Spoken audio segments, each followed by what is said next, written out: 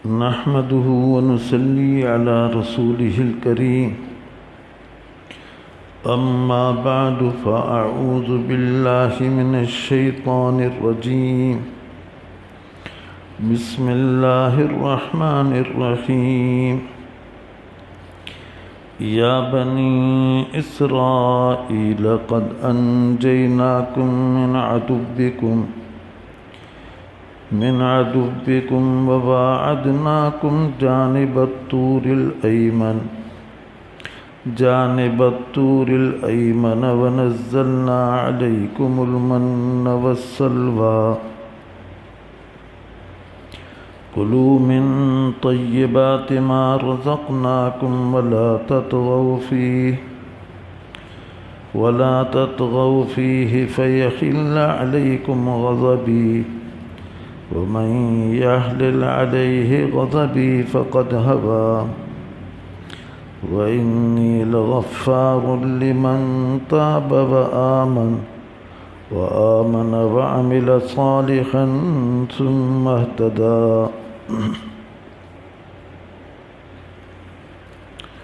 अल्लाह रब्बुल आलमीन हज़रत मूसा अलैहिस्सलाम की क़यादत में बनी इसराइल के फ़िरऔन के जबर खां, कहर खां, ज़ुल्म ऐं तशद्दुद खां छुटकारो ॾिनो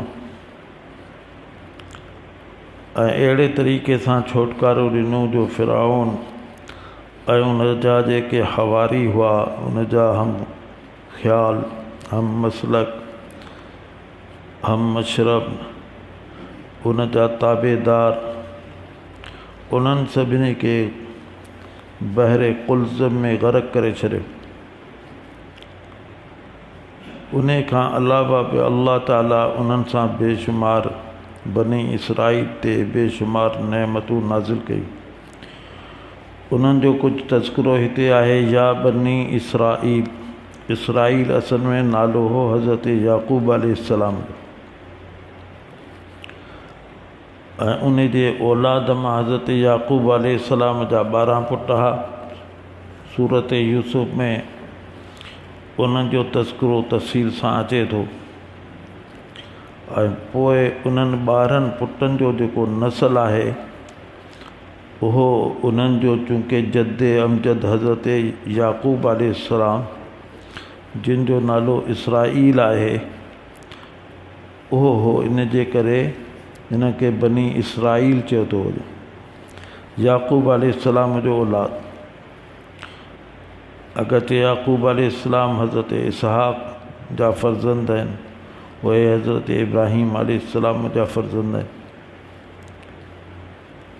बहरहाल अल्लाह ताला फ़रमायो हज़रत मूसा अलैहिस्सलाम के, हज़रत मूसा अलैहिस्सलाम भी बनी इसराइल में आहिनि, बाद में आया आहिनि। हज़रत ईसा अलैहिस्सलाम भी बनी इसराइल में बाद में आया आहिनि। हज़ारनि जे तादाद में अंबिया अलैहिस्सलाम हज़रत याक़ूब अलैहिस्सलाम जे औलाद मां यानी बनी इसराइल मां थिया आहिनि। 12,000 बाज़े इन खां वधीक इन जो तादाद ॿुधायो आहे। बनी इसराइल में अंबिया जी कसरत, लेकिन बनी इसराइल अंबिया अलैहिस्सलाम ते तशद्दुद हमेशा कंदा रहा। वयक़्तुलूनल अंबिया बिग़ैर हक़, बेन अल्लाह फरमायो ये अंबिया अलैहिस्सलाम के क़त्ल करे छॾींदा ना हक़। मंशा जे ख़िलाफ़ ॻाल्हि उन्हनि चई, का फ़तवा ॾिनी, को हुकुम ॿुधायो त सिर्फ़ु ईअं मार कुट न बल्कि क़त्ल करे छॾींदा ना हक़। पोइ उन्हनि ते मुख़्तलिफ़ अज़ाब बि थींदा रहिया। वरी तौबा कंदा हुआ, अल्लाह ताला उन्हनि खे ढिर ॾेई माफ़ फरमाए छॾींदो हो। हिते अल्लाह ताला फरमायो ए बनी इसराइल, ॾिसो क़द अंजयनाकुम मिन अदुव्विकुम, असां अव्हांखे निजात ॾिनी तव्हांजे दुश्मन खां। को मामूली दुश्मन कोन हो जंहिं तव्हां ते केॾो तशद्दुद कयो। असल में 600 वरी मिस्र में औलाद यूसुफ अलैहिस्सलाम रहियो आहे। तो कुछ अर्सो इब्तिदा में तो यूसुफ अलैहिस्सलाम जी हुकूमत अल्लाह ताला उन्हनि खे अता कई, ही इज़्ज़त वारी ज़िंदगी हिननि गुज़ारी। उहो केतिरो वक़्तु हो इहो को वाज़े तरह कोन्हे, लेकिन उन वक़्त जे गुज़रण खां पोइ ज़ाहिर ई परदेसी हुआ। फ़लस्तीन ऐं इसराइल शाम वग़ैरह जा बासी हुआ, उते जा रहवासी हुआ त परदेसी थी विया। असुल जेका क़ौम क़िब्ती उते हुई आहिस्ता आहिस्ता क़ाबिज़ थींदी रही, ग़लबो हासिल कंदी रही, पोइ उहा ई ग़ालिब रही बनी इसराइल ते। हिन जो नस्ल अगरि जे वधंदो रहियो, हुननि जो बि वधंदो रहियो, ही क़ौम मग़लूब ऐं ग़ुलाम थी वई। पोइ एतिरो अरसो 500 वरिया जेको बि हुक्मरान थींदो उनखे नालो उनजो कुझु ॿियो हूंदो, पर उनजो लक़ब फ़िरऔन हूंदो। त फ़िरऔन कई गुज़रिया आहिनि। आख़िरी जेको फ़िरऔन हो, जंहिंखां बाद में पोइ वरी को ॿियो फ़िरऔन कोन थियो, इहो सभ खां वधीक मुतशद्दिद ऐं ज़ालिम हो। उन तमामु घणो ज़ुल्म कयो हो। इनखे अल्लाह फ़रमायो त इन ज़ालिम दुश्मन खां असां तव्हांखे छुटकारो ॾिनो। छुटकारो बि कुझु अहिड़े तरीक़े सां ॾिनोसीं जो उहो बिल्कुलु ज़लील थी वियो, ख़्वार थी वियो, मुक़ाबले में बि आख़िर में ग़रक़ थी वियो ऐं उनखे असां पाणी में ॿोड़े छॾियो। अॼु बि वरी हुननि चूंकि चयो त असीं पंहिंजे अखियुनि सां ॾिसूं त फ़िरऔन वाक़ई मरी वियो आहे या कोन मरी वियो आहे, त उन दरिया उनखे उछलाए ॿाहिरि फिटो कयो। बहरहाल उनजो तमामु घणो तफ़सील आहे, क़ुरान में बि मुख़्तलिफ़ जायुनि ते उनजो ज़िक्र अचे थो, बार बार ज़िक्र अचे थो, जंहिंसां मक़सदु आहे त बातिल जी नहूसत, बातिल खां ख़फ़ा डिॼो न, ख़ाइफ़ न थियो, तव्हां ॼमिया रहो त हिकिड़े ॾींहुं बातिल ख़ुदि ई तहस नहस थी वेंदो। हिते अल्लाह उनखे ताबीर कयो त तव्हांजो दुश्मन हो, तव्हां उनखां डिॼंदा हुआ, ख़ाइफ़ हुआ, ख़ौफ़ज़दा,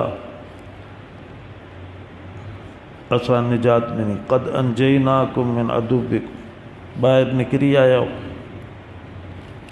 कुझु अरसे खां पोइ अल्लाह फ़रमायो त हाणे तव्हां तूर सीना पहाड़ जेको आहे उन जे साए पासे अचो। ववाअदनाकुम, हज़रत मूसा अलैहिस्सलाम जे वास्ते सां इहो उन्हनि सां वाइदो कयो वियो त असीं तव्हां ते नेमतूं करण वारा आहियूं, तव्हां ज़रा तूर सीना पहाड़ खे पार करे साए पासे अचो।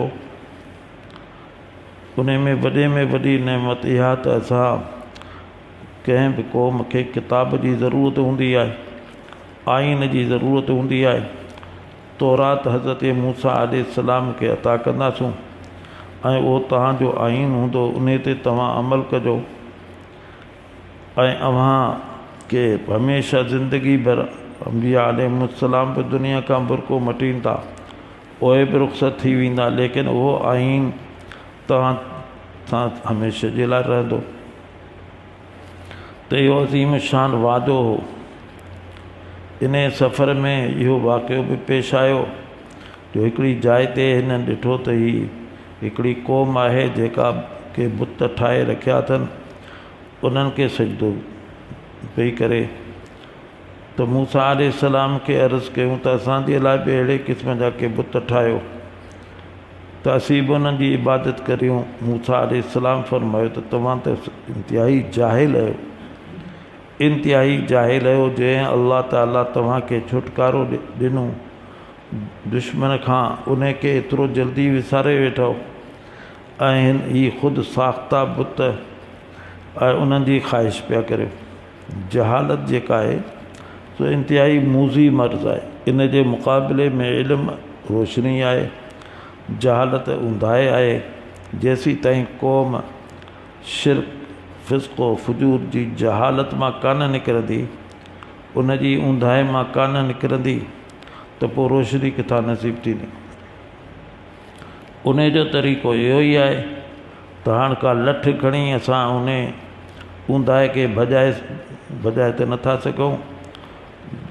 ऊंदाहे खे ख़तमु करण जे लाइ, जहालत खे ख़तमु करण जे लाइ बसि शमे इल्मु ॿारियूं असीं, इल्म जी शमा ॿारियूं, यानी इल्म खे फैलायूं। सही जेको क़ुरानी इल्मु आहे, हदीस जो इल्मु आहे, उन खे असीं आम करियूं त ई कुफ़र ऐं शिरक जी जेका जहालत आहे, फ़िस्क़ व फुजूर जी जेका जहालत आहे, सा ख़तमु थी वेंदी। बहरहाल पोइ ही थोड़ा अॻिते वधिया, उनखे ई अल्लाह हिते फ़रमायो त असां तव्हां सां वादो कयो, जानिब तूरिल ऐमन वनज़लना अलैकुमुल मन्न वस्सलवा। हिकिड़ी अहिड़ी जाइ आई जो हाणे अल्लाह ताला मूसा अलैहिस्सलाम खे फ़रमायो त तव्हां तूर सीना ते अचो त असीं तव्हांखे तौरात अता कयूं।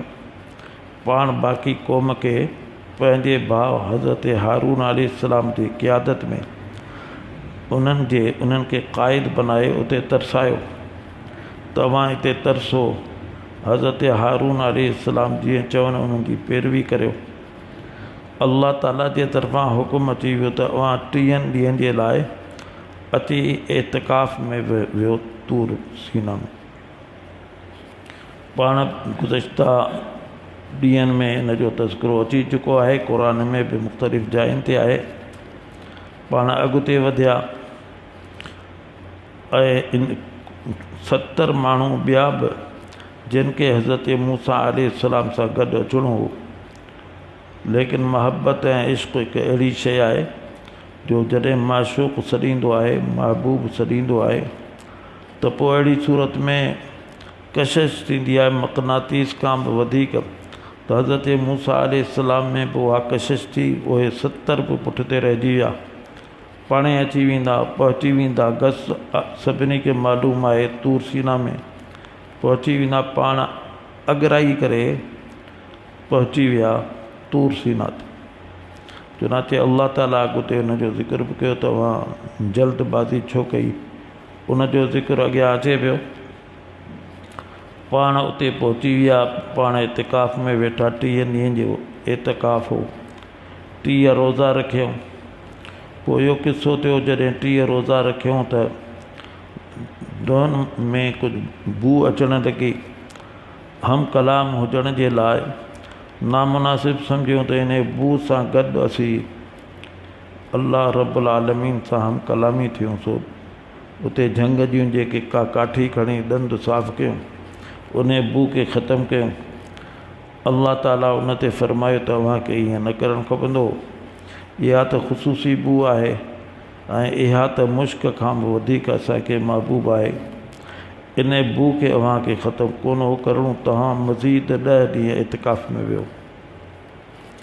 हिते इहो बि सम्झिजे त एतिकाफ़ एॾी वॾी फ़ज़ीलत जी शइ आहे ऐं एतिकाफ़ में इहा कैफ़ियत आहे त मोतकिफ़ जी माना हूंदी आहे किथे तरसे, उहा जाइ न छॾे।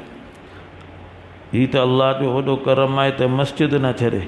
मस्जिद जे जंहिं बि कुंड में वेहे, सुबुह जो हिकिड़े कुंड में वेहे, शाम जो ॿिए में वेहे, उनजी इजाज़त आहे, लेकिन मस्जिद जे हुदूद खां बिना कंहिं शरई ऐं तबी तक़ाज़े जे ॿाहिरि न निकिरे।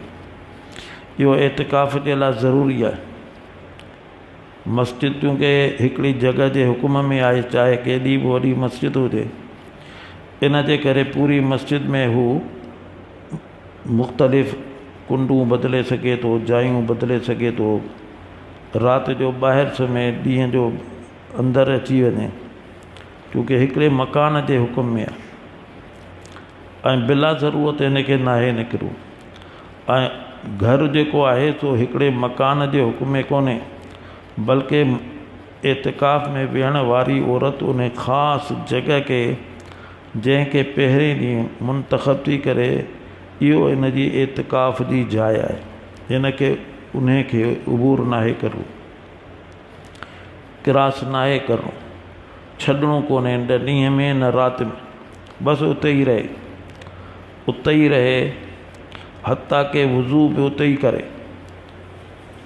अगरि गुस्ल जी ज़रूरत पेश आहे, गुस्ल जनाबत, पोइ बि उते ई करे जिस्म खे उते ई वेही करे अगरि पाणी वाहे थी त उते ई वेही वाहे सघे थी। बाक़ी पेशाब जे लाइ पाखाने जे लाइ मानी खणी अचण जो को इंतज़ाम कोन्हे। बोरची खाने मां त उते ई खणी अची वेहे उन जाइ ते खाए। बोरची खाने में कान खाईंदी, उन ई जाइ ते अची खाए। तो औरत जे लाइ एतिकाफ़ में इन एतबार सां कुझु सख़्ती आहे। सख़्ती आहे त बेपना अजरो सवाब आहे। हिम्मत सां 10 ॾींहं गुज़रण कुझु मुश्किल कोन आहिनि, पर पहिरीं हुनखे सोचणु घुरिजे त हे 10 ॾींहं आउं सही तरह सां गुज़ारे सघंदुसि। नथी गुज़ारे सघे त न वेहे। सुन्नत मुअक्कदा जेको आहे सो इहो आहे त हिकिड़ो माण्हू पाड़े में अची मस्जिद में वेहे, ॿिया जजे में जजा विहनि, घणे में घणा विहनि, उन्हनि सभिनी खे सवाबु मिलंदो। जीअं नमाज़ जनाज़ा आहे, हिकिड़े माण्हू बि पढ़ी छॾी त पूरे क़ौम, पूरे क़बीले, पूरे शहर जे तरफ़ां काफ़ी थी वेंदी, यानी कंहिंखे गुनाह कोन थींदो। हा अलबत्ता हिकिड़े बि नमाज़ जनाज़ा न पढ़ी त पोइ पूरे ॻोठ वारा या पूरे पाड़े वारा गुनहगार थींदा। त हिते बि हिकिड़ो माण्हू अगरि वेहे थो त बाक़ी ते इताब कोन्हे, लेकिन वधि में वधि वेहनि, मर्द वेहनि, औरतूं घर में वेहनि, लेकिन इन्हनि शयुनि खे मलूज़ रखी वेहनि। उन्हनि जो इतिकाफ़ तमामु घटि औरतूं आहिनि जिन जो इतिकाफ़ बरक़रार रहंदो हुजे। उहो ॿाहिरि निकिरियो वञनि, ॿाहिरि वञो थी सुम्हनि, ॿियूं केतिरियूं ख़िलाफ़ वर्तियूं थियूं वञनि। तंहिंजे करे पहिरीं मसाइल खां आगाही हुजे, इल्मु ज़रूरी आहे, ऐं उन्हनि खां आगाही खां पोइ इंसानु फ़ैसिलो करे त इन तरीक़े सां आउं इतिकाफ़ में वेही सघां थो। मर्दनि बि केतिरनि जो इतिकाफ़ टुटे थो। मसलन वुज़ू आहे त ही मस्जिद में रही करे अहिड़े तरीक़े सां वुज़ू करे जो पाणी ॿाहिरि वञे, पाण अंदरि रहे ऐं पाणी ॿाहिरि वञे। असुलु ईअं आहे, मस्जिद खां निकिरे ई न, हिनखे निकिरणो ई कोन्हे। पेशाब ऐं पाखानो त मजबूरी आहे, नजस आहे, उहे शयूं त मस्जिद में करे नथो सघे, इन करे ॿाहिरि कंदो। बाक़ी हिनखे मस्जिद मां कोन्हे निकिरो, मस्जिद ई में रहणो आहे। वुज़ू बि मस्जिद में रही करे करे।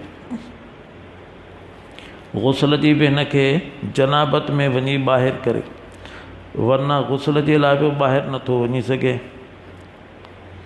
हा अलबत्ता कत शदीद तक़ाज़ो थी पियो, जिस्म खे थधो करिणो आहे त पोइ बि मस्जिद में अहिड़े तरीक़े सां वेहे, का पनी थुॾी विछाए या जंहिं ते पाणी पए मस्जिद जी ज़मीन ते न पए ऐं उहो पाणी ॿाहिरि निकिरी वञे।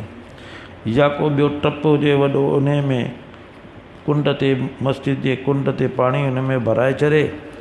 ही पाण मस्जिद जे अंदरि हुजे, टप मस्जिद जे अंदरि हुजे, उन टप में वञी वेही रहे। जेतिरो वक़्तु वेहण थो चाहे, जिस्म थधो थी वियो, पोइ इत्मिनान सां आहिस्ता आहिस्ता उते ई पंहिंजे जिस्म खे ढकींदो ऐं उन सां गॾोगॾु सुकाईंदो, ॿाहिरि निकिरी अचे। या को आलो टुआल खणी करे कंहिंखे चए त मूंखे पुसाए ॾियो। हर वक़्तु त बाक़ी माण्हू कोन हूंदा आहिनि, चंद ई हूंदा आहिनि। पोइ पंहिंजे जिस्म ते उन आले टुआल खे घुमाए छॾे, इन सां बि थधाइणु हासिलु थिए थी। लेकिन अगरि ईअं न कयो वियो, ईअं ई निकिरी वियो माण्हू त ॿाहिरि थो वञो वेंजा, या मानी खाधई ॿाहिरि थो वञो गुरड़ी करिया, गुरड़ीअ जे लाइ ॿाहिरि निकिरी वियो त इन सां एतिकाफ़ फासिद थी थो वञे। एतिकाफ़ जो रुकन आज़म आहे इहो त ही मस्जिद में रहे। त इहो औरतुनि जे लाइ ॾाढी मुश्किल पेश थी थिए। पोइ उन्हनि जो मसाइल में बार बार त हाणे हीअं थी वियो त गर्मी आहे शदीद, लाइट आहे कान, ॿाहिरि सुम्हूं, पोइ उन्हनि जो इतिकाफ़ फासिद थिए थो। अहिड़े तरीक़े सां औरत खे सोचणु घुरिजे त मुंहिंजा अयाम हैज़ त कोन पिया अचनि। हिननि 10 ॾींहंनि में अगरि अयाम हैज़ जो इम्कान आहे त पोइ बि न वेहे, छाकाणि जो हैज़ अचणु शर्त, रोज़ो टुटी थो पए ऐं इतिकाफ़ जे लाइ रोज़ो शर्त आहे। अॼु हिकिड़ो ॾींहुं गुज़रियो आहे, अॼु काई माण्हू पुछनि पिया त औरत इतिकाफ़ में वेठी, उनखे हैज़ अची वियो, हाणे छा करे बाबा, इतिकाफ़ ख़तमु, रोज़ो बि ख़तमु।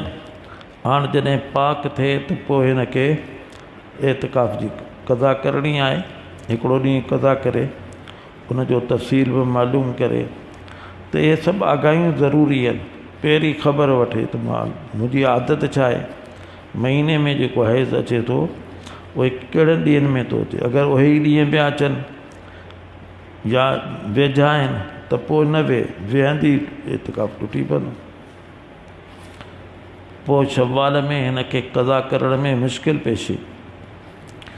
बहरहाल हज़रत मूसा अलैहिस्सलाम खे फ़रमाए वियो ऐं उन्हनि 30 ॾींहं पूरा थिया या का एॾी वॾी मुद्दत कान हुई।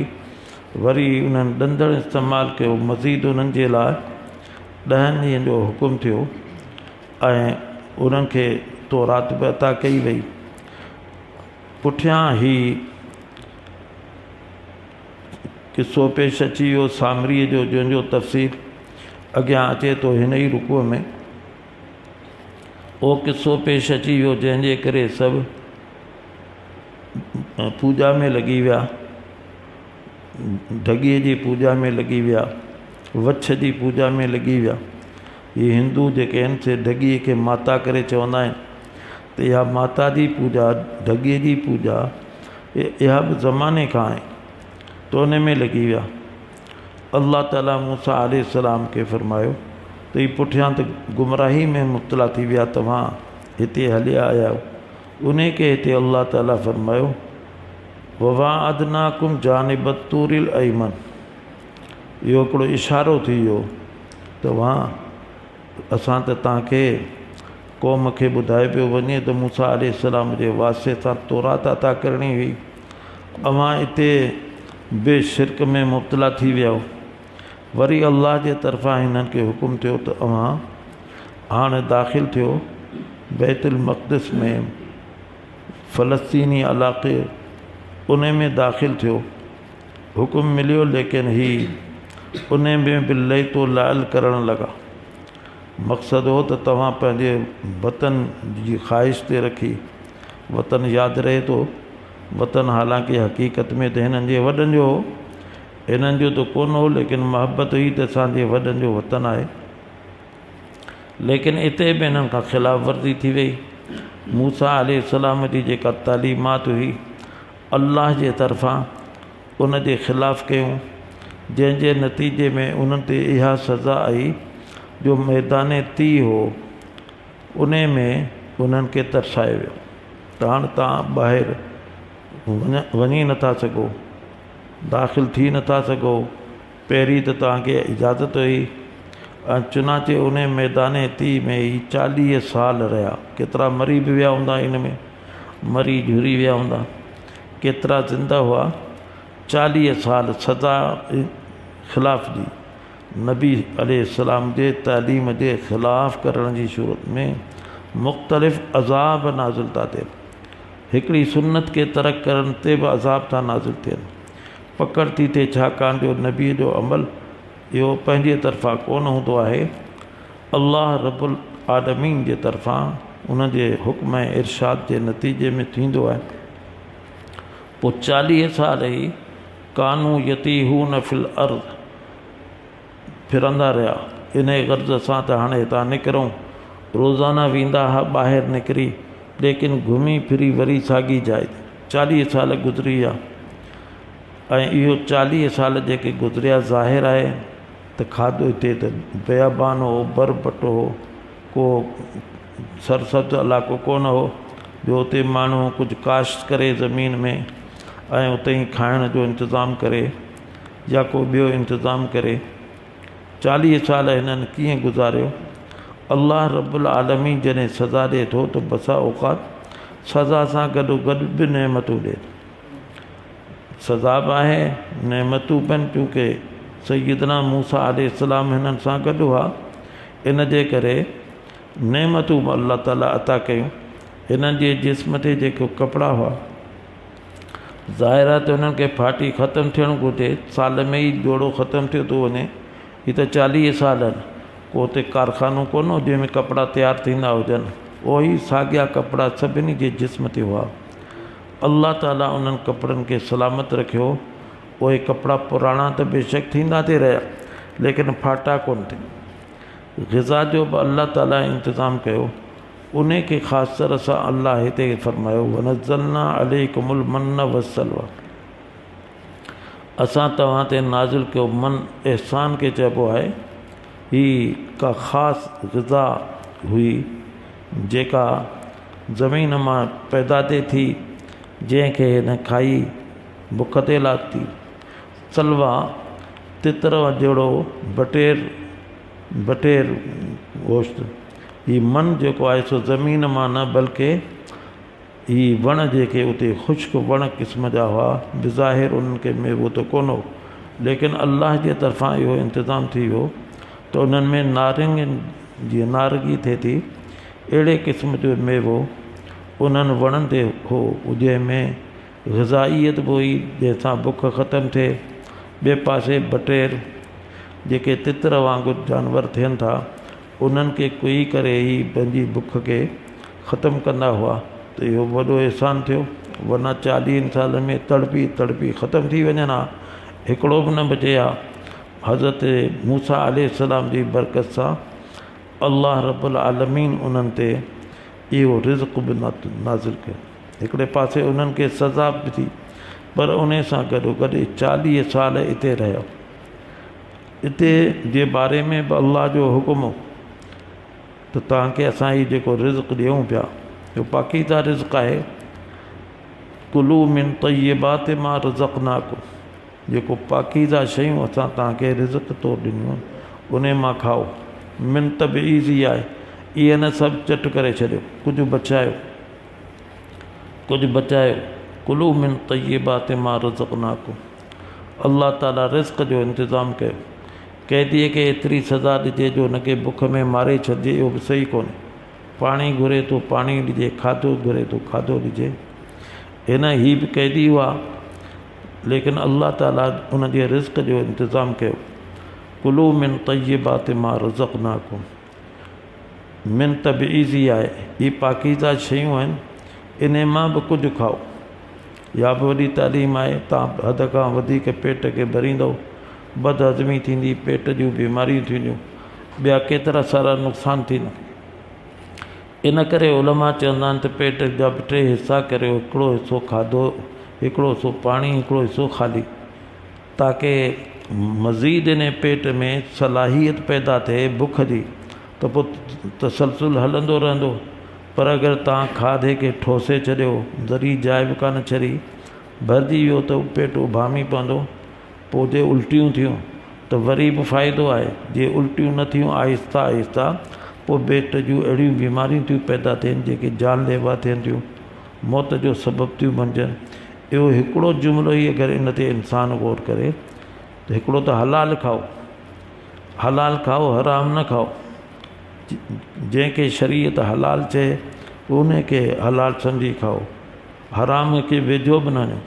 ॿियो इहो आहे त हलाल बि हिकिड़े ई टाइम ते पेट भरे न खाओ, बल्कि कुझु खाओ, पेट खे कुझु ख़ाली रखो।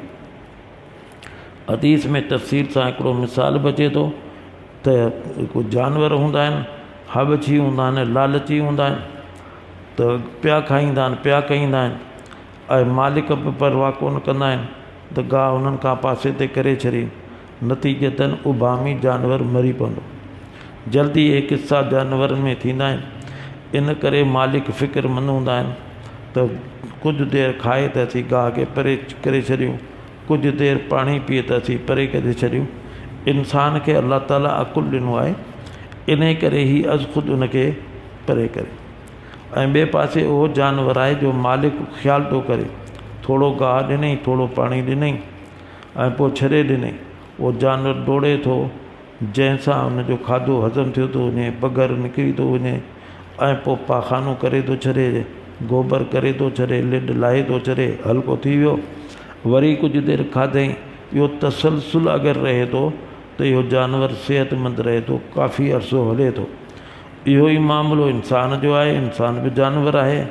अगरि थोरो थोरो टाइम ते खाईंदो त हिन जी ज़िंदगी बि हलंदी, पर जे हबच कंदो, उॿाहिरि कंदो, हद खां वधीक खाईंदो त इन जी ज़िंदगी बि घटिजी वेंदी ऐं इहो कसरत अकल वधीक खाइणु इहो जानलेवा बि थींदो।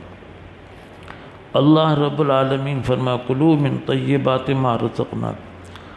हिकमत जेका आहे या जेका बि तफ़सील आहे हिकिड़े इन टुकड़े ते कुलू मिन तय्यबाति मा रज़क़नाकुम जी तशरीह आहे।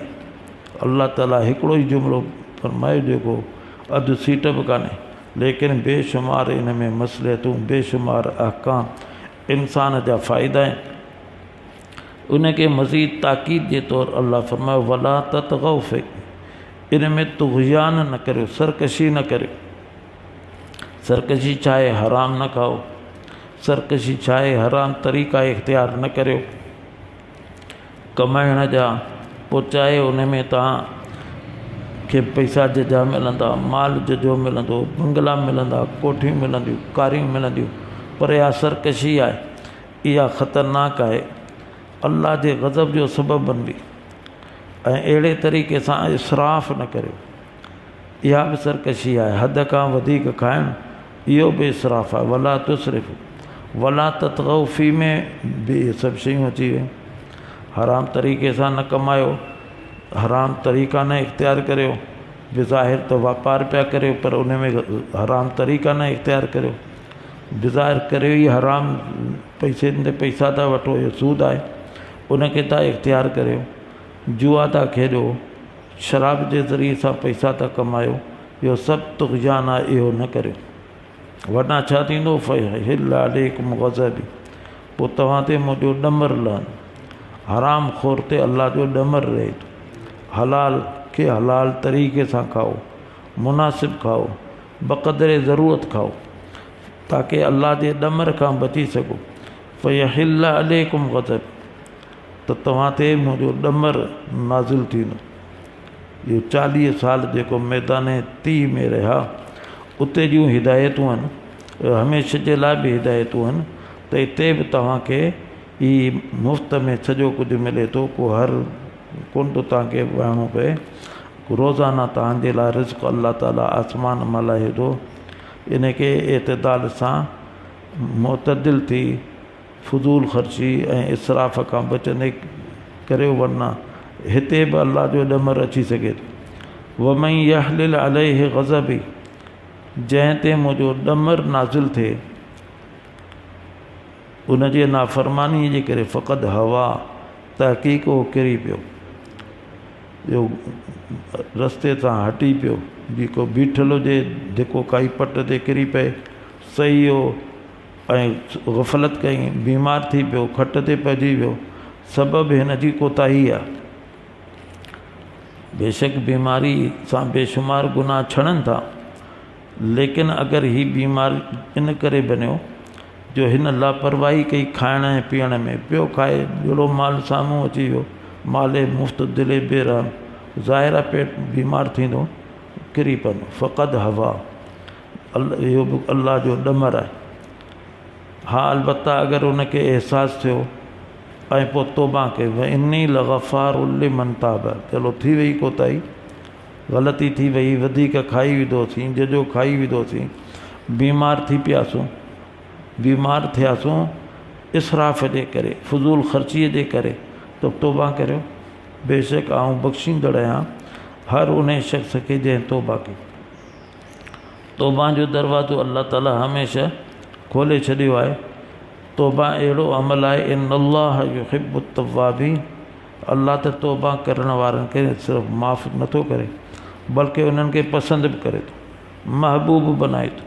अत्ताइब मिन ज़ंबि कमन ला ज़ंब लह, गुनाह खां तौबा करण वारो ईअं आहे ॼण त हुन गुनाह ई कोन कयो।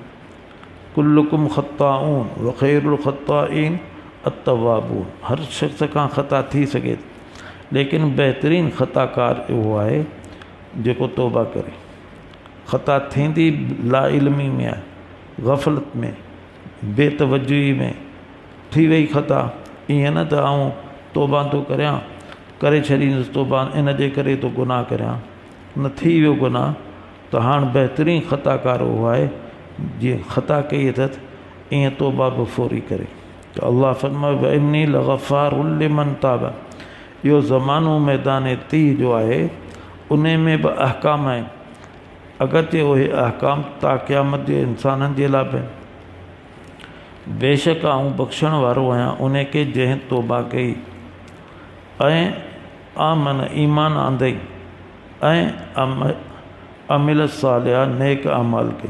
जेको चइबो मुंहिंजी तौबा मुंहिंजी तौबा मुंहिंजी तौबा, लेकिन नेक अमल बिल्कुलु कोन थो करे। जेतिरो बि ॿुधायोसि चए थो साईं आउं तौबा थो करियां। इहा तौबा कान्हे। तौबा जा त रुकन आहिनि। हिकिड़ो त तौबा जो रुकन आहे त उन गुनाह खे छॾे ॾे। ॿियो रुकन आहे त निदामत करे, या अल्लाह मूंखां वॾी ही कुसूर थी वियो, वॾी बेशर्मी जी ॻाल्हि आहे, वॾी हिकिड़े क़िस्म जी बेग़ैरती जी ॻाल्हि आहे। तो अल्लाह जंहिंजा एहसान बेशुमार उन जी मूं नाशुक्री करे विधी, उन जी नाफ़रमानी कई, इन खे निदामत चइबो आहे। टियों अज़म करे त आईंदा वरी कोन कंदुसि। जॾहिं अमल थींदा पोइ थींदी आहे तौबा। असां वटि ईअं थिए थो ज़ुबान सां तौबा तौबा पिया करियूं ऐं तौबा तौबा कंदे बि गुनाह पिया कयूं। वइन्नी लग़फ़ारुन लिमन ताब, बेशक आऊं बख़्शींदड़ आहियां उन खे जंहिं तौबा कई ईमान आंदई। अगरि गुनाह अहिड़ो हो जंहिंजे करे ईमान ई हलियो वियो, को कुफ़री जो जुमिलो चई विधई, त सिर्फ़ु तौबा सां मसइलो हल कोन थींदो, ईमान बि आणे ऐं मज़ीद आम गुनाह कयोईं उन खे त छॾे हाणे आमाले सालिहा बि करे। पोइ चइबो त हिन सची तौबा कई आहे। सुम्ह तदा पोइ हिदायत ते रहियो, यानी उन ते क़ाइमु रहियो। ईअं कोन्हे त थोरी देरि जे लाइ ख़्वाहिश आई, शहवत चढ़ी ऐं गुनाह कई। हाणे ज़ाहिर आहे त गुनाह करण खां पोइ कुझु अरसो कलाक ॿ कलाक कुझु बि पोइ माण्हू सुस्तु थी वेंदो आहे। हाणे मज़ीद त ताक़त रही कान, ॿीहर गुनाह करण जी पोइ बि कंदो आहे तौबा तौबा। वरी कुझु वक़्त खां कुझु ॾींहंनि खां पोइ वरी साॻियो शैतान सुवार थियो, वरी साॻियो गुनाह पियो करे। त इहो या बि ख़तरनाक शइ आहे, बल्कि उन ते क़ाइमु रहे। तौबा जेका कई अथसि उन खे पको रखे, उन ते क़ाइमु रहे, गुनाहनि खां बचंदो रहे।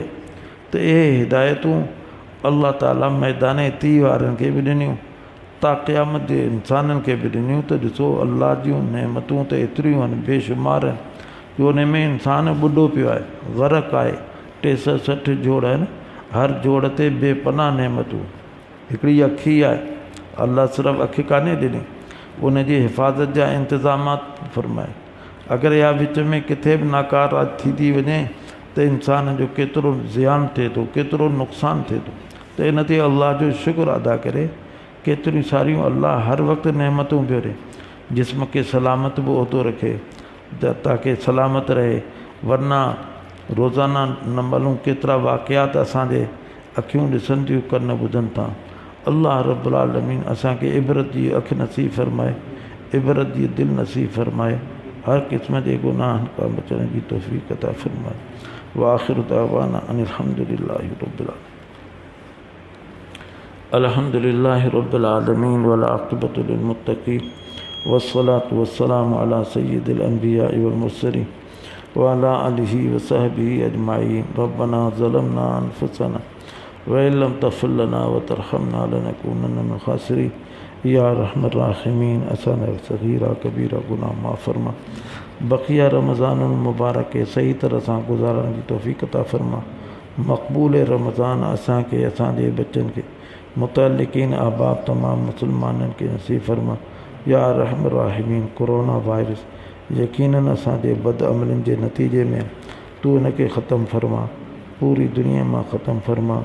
जेके बि इन में फ़ौत थी विया आहिनि उन्हनि मुसलमाननि जी कामिल मग़फ़िरत फ़रमा। जेके बि इन में मुब्तला आहिनि या रहमर राहिमीन उन्हनि खे आफ़ियत अता फ़रमा। तमामु बीमारनि खे आफ़ियत तामा अता फ़रमा। हिन वक़्तु जेके बि मुब्तला आहिनि या अल्लाह उन्हनि सभिनी खे शिफ़ाए आजिल कामिल मुस्तमिर अता फ़रमा। जेके बि असांखे दुआउनि जे लाइ चवंदा रहनि था या अल्लाह जिन बि गर्ज़ुनि सां चवनि था उन्हनि सभिनी जूं गर्ज़ूं बि पूरी फ़रमा। बीमारनि त उन्हनि खे आफ़ियत अता फ़रमा। पंहिंजे मुज़म्मिल शेख खे आफ़ियत अता फ़रमा। शिहाब मेमन बीमार आहे कोरोना, या अल्लाह उनके आफ़ियत तामा अता फरमा। डॉक्टर मुजाहिद साहिब के आफ़ियत अता फरमा, उन्हनि जे बच्चनि खे आफ़ियत अता फरमा। अब्दुल मजीद अब्बासी जे साहिबज़ादे जी परेशानी आहे, उन जी परेशानी खे दूर फरमा, उनखे सुरखरू फरमा। या रहम राहिमीन, ॿिया बि मुख़्तलिफ़ हाजतुनि में, परेशानियुनि में, दुखनि में, ग़मनि में मुब्तला आहिनि, उन्हनि सभिनी खे या अल्लाह आफ़ियत अता फरमा, निजात ऐं छुटकारो अता फरमा।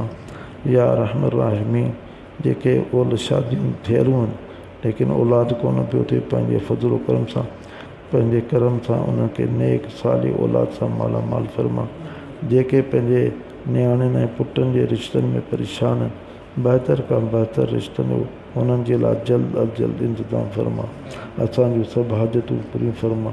रब्बना तक़ब्बल मिन्ना इन्नका अंत समीउल अलीम व तुब अलैना इन्नका अंत तव्वाबुर रहीम। सल्लल्लाहु तआला अला खैर खल्क़िही मुहम्मद व अला आलिही व सहबिही अजमईन। आमीन बिरहमतिक या